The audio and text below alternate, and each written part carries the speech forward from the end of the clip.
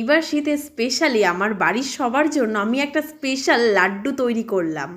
সবার প্রথমে গ্যাসে কড়াই বসিয়ে এখন দিচ্ছি একদম খাঁটি গাওয়া ঘি।